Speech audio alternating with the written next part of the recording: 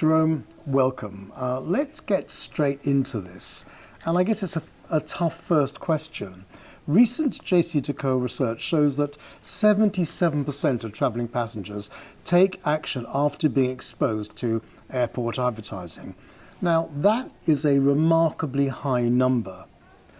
Two questions emerge from this. First, how was this number quantified, especially as it is in total contrast to actual purchase conversions of 15% or less at airports? And second, how do you see this influencing advertiser strategies for airport campaigns? Thank you, Peter.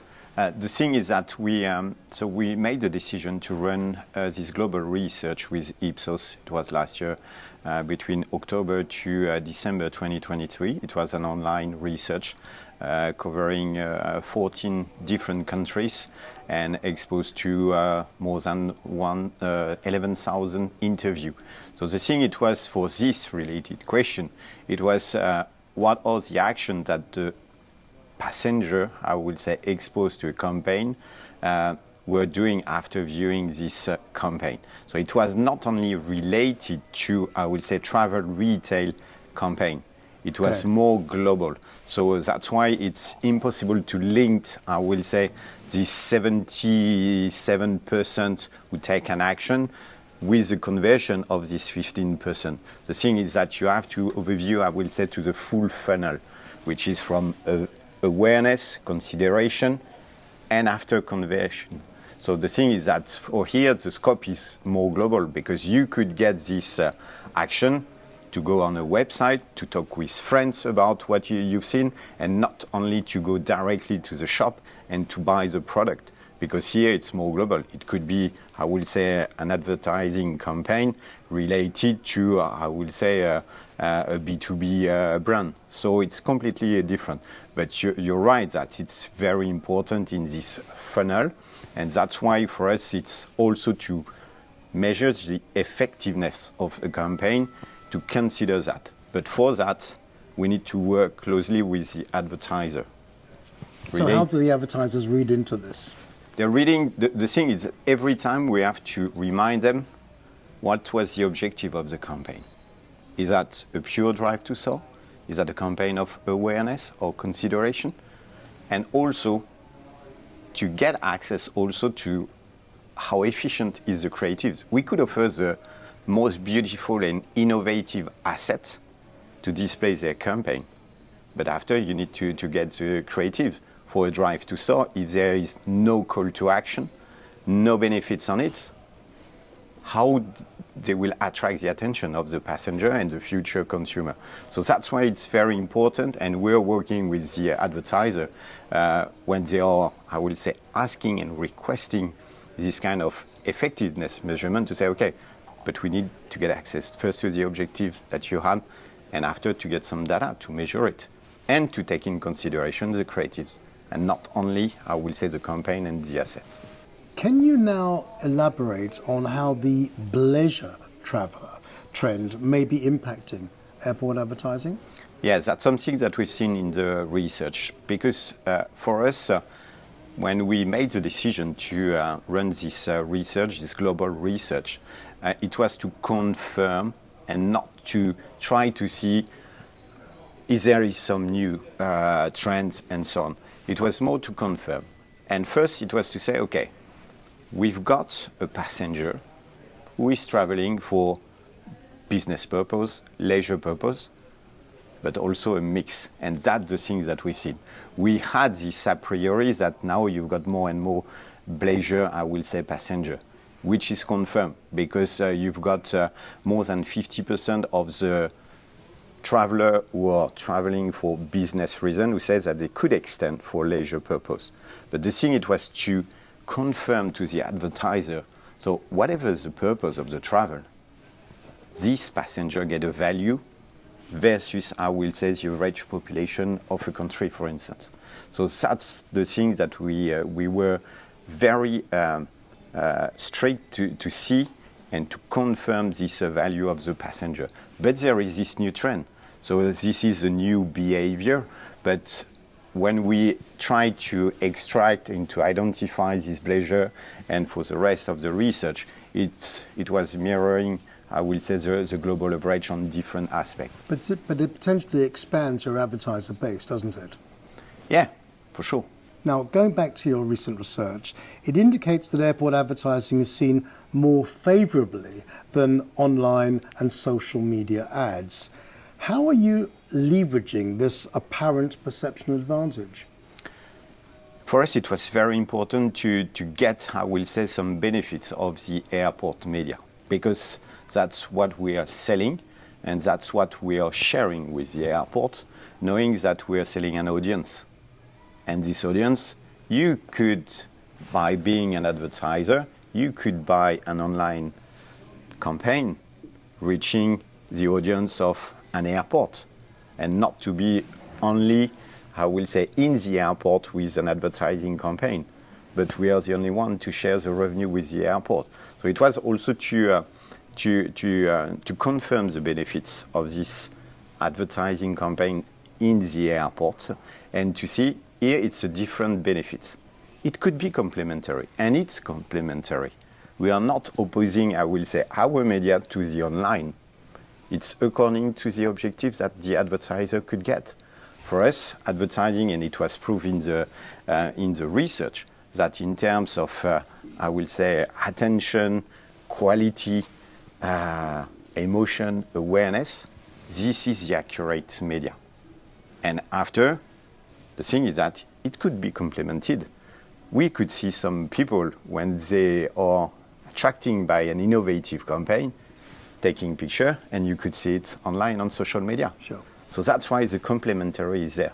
It just to confirm that we are delivering solution to different objectives versus the online. And just to illustrate the point, we had, maybe not in the airport, but in another transport, in the metro, and for instance in China, we have a lot of e-commerce campaign, because they have to develop the volume to create the traffic. But some of them... The culture is very different there. Yeah, the culture is very different. But the thing that they say, at one time, we need also in terms of awareness and the image, because we worked on the traffic, but we have to reconsider in terms of image. So that's why they are using our media, and for instance in the metro. So it depends on the objectives. Just moving on, how are you adapting your airport advertising to cater to the younger generations? I mean, that really can't be that easy a task, especially when it's the baby boomer generation that remains the highest spending age group. There's quite a gap in that between baby boomers and Gen Z, for example. I mean, how do you balance this? The thing is that we had a specific attention to this, I will say, generation, when we briefed the research agency to see in terms of behavior perception, is that the same?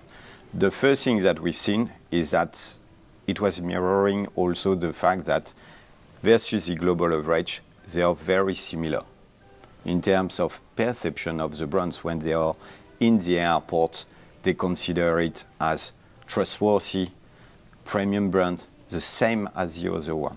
So which is also something that you could consider that in terms of behavior, they could get something different. The thing is that this generation, for sure, they've got, or they're spending, and it was from the Kearney research and report that they displayed during the TFWA, that it was confirming that the dwelling time is around 2 hours at the airport. But 75% of this dwelling time, the people are on their mobile and the new generation. So for us, the thing is how to get their attention, because they are not only focused on one thing, and that we are, because you say that there is a gap, but the thing is that we are, and having some kids which are from the Gen Z, that we are doing sometimes the same now. Because when you're watching the TV, you're not only watching the TV, you are doing some other thing. So it's also the thing that for sure we have to consider. Some of the behaviors are the same, it's true. For sure. But the good thing also for our media, it's the interaction. they know how to interact from one screen to another screen, which maybe the baby boomers were not able, or it was not, I will say, direct to come to their mind. This generation, they know how to do it. So that's why we are delivering some advice to the advertiser. We're talking with communication agency for the call to action, that they will invite this generation to interact with our advertising. So that's, I will say, the adaptation or the transformation that we've seen with this generation. Okay, just developing this, what role does digital transformation actually play in JCDECAUX's overall strategy for airport advertising? Definitely, digital is a key driver of our business. First point, from the hardware, because now, yes, we have developed more and more digital assets and installed digital assets in our airports. On average, it's now 40% of our total airport revenue. It's not 100%. In some airports, it could be more than this average. We could reach 70%. But we've got that. And this digital transformation, the development in terms of innovation of the assets, it's fundamental for us. Because in terms of creativity, in terms of flexibility, agility, quality also of the image, to display some unique campaign, it's a perfect écran, as we say in French, for the advertiser. So that's something which is key for that. On top of the hardware, because when we are talking about digital, it's also about data. Today, we could sell, I will say, to an advertiser a traditional campaign that we will go through a media agency who will buy the campaign. But now, on top of that, you've got the programmatic, which means that now we don't have to get only human relation, but to get on top of that some robot automated system that we are developing some impression, so the number of people who could be exposed to a campaign. So we've got this currency, and after this currency, we put that in some system, that there is a system where we put all our inventory, and on this system, you could get the availability, and on the other system, you've got all the advertisers who get a request to say, I would like to target the Chinese businessman audience from this period to this period. They're connected together, and they could go directly to get even real-time, I will say, a campaign. That's something which is coming from the online industry, which is now part of our industry, the OOH and DOH industry. So this is this combination of this, I will say, digital transformation from hardware to software now, and to give new opportunity in terms of revenue and for the airport. Because on average, our media, the OH and DOH revenue, is 6% of the total advertising revenue in the world. Most part is online. If we could grab 1% and to put that in, I will say, the airport, it's enormous sum. It's enormous. So that's the thing why we are in the middle, and we are working hard. We are investing hard in this transformation, because we are the worldwide leader, and it's our responsibility to develop that. So how are you then helping brands capitalize on the special allure that airports have for travelers, and in what way are you helping?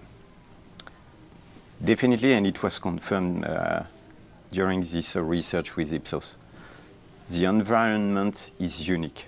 An airport, you could get a cathedral airport. The environment is unique, and there is this magic of the environment. So the thing is for us to give them access to some canvas which will be placed in this environment, and to get even a better perception of their brand in this environment. So it's a unique, I will say, solution that we are offering in terms of engagement and association of image. Because when you've got a luxury brands who want to be in this airport, they need the environment. Association of their image to the airport image. So that's why with the digital, we are in a position to bring some new brand experience. You've got some brands now who are not talking about advertisement. They are talking about brand experience. And our airport media is in a position to deliver this emotion. Emotion that we've seen, and Paul Griffiths, the CEO of Dubai Airport, is always talking about emotion. And that's exactly what the airport media is delivering for the advertiser. Okay, I get it. There's little doubt that the size and scale of airport advertising can truly deliver not just an experience, but a truly wow effect and wow impact. I mean, just share some examples now of what you have in mind when it comes to that. The recent wow effect that we developed, it's at Paris Airport, CDG 2E terminal in the duty free. We've been able, and just before the Olympics, to install the first digital arch in an airport and in France for the Olympics. And we had Omega on it, and it's a pure immersive concept that the people were getting through this arch and exposed to this advertisement. And here you've got the wow effects, I can guarantee you, because I've been with the delegation, and that the first thing that they say, wow. So we are delivering that with the digital. But the things that we could deliver with, I will say, this wow effect, we could get it with no digital, and for instance, at Brussels Airport. Mercedes is investing for quite a long time in this airport and have developed an immersive concept that you've got to mix with a podium, a brand exposure with a giant logo, and very elegant from Mercedes, light boxes. And I can tell you that the people, when they are going through, it's a pure new experience. And people standing, taking picture. I will say you've got the result of the objective that they are doing. So that's the kind of thing that we have. We've got also a digital showroom for automobile brand for more than 200 square meters at Shanghai Hongqiao Airport in arrival. And the people are taking picture and putting on social media afterwards. So in airport, I think that's a unique place that you could offer this wow effect. What about holograms? Holograms, the thing is that today, the technology is not there to get, I will say, larger format. It's small format that you could use in retail industry, but not for our media. It might come. We could start to see some, I will say, transparent LED screen, giant ones that could deliver this kind of impression of hologram, which is not a real hologram. Because you see it on the high street, don't you? Yeah. So the thing is, so far the technology is not ready to get large format. And as a mass media, we need to get access to large format. How is JCDECAUX leveraging data analytics and metrics to improve the effectiveness and measurability of airport advertising campaigns? For us, it's now mandatory to get access to data. As a mass media with the digital transformation, as I told you, the first thing it was to get this currency and to, in terms of pre-planning of a campaign, because when you've got an advertiser to say, okay, I would like to get a campaign in an airport, but in terms of audience, to who I will expose my campaign, what will be the audience. So that's the thing that we made the decision back in 2016 to invest in an audience measurement to help advertisers to pre-plan their campaign. And that, with this new currency, the impression, which was helping also to get access to what I explained, to the programmatic world. So that now we're in a position to deliver that. Now, the thing in terms of effectiveness, for sure, that's, I will say, not a new request, but we see that there is a higher demand from, I will say, the advertisers, the agency, to get, I will say, data to measure the effectiveness. The thing is that, as I explained also, depends on the objective, depends, I will say, of the creatives that they will display, because we need to measure. The thing is that where you see a campaign, you remember what you've seen in terms of campaign, visual, not the asset most of the time. So we need also to consider that, and we need to develop a methodology for that. And on top of that is the need to measure, for instance, in terms of drive to store, we need to get access to the data, because that's the only one who get the data. So that's every time that we have to remind them to say, we are ready, we are doing some post-campaign, I will say, research based on some tools that we have. But most of the time we say, please give us access to data. Okay.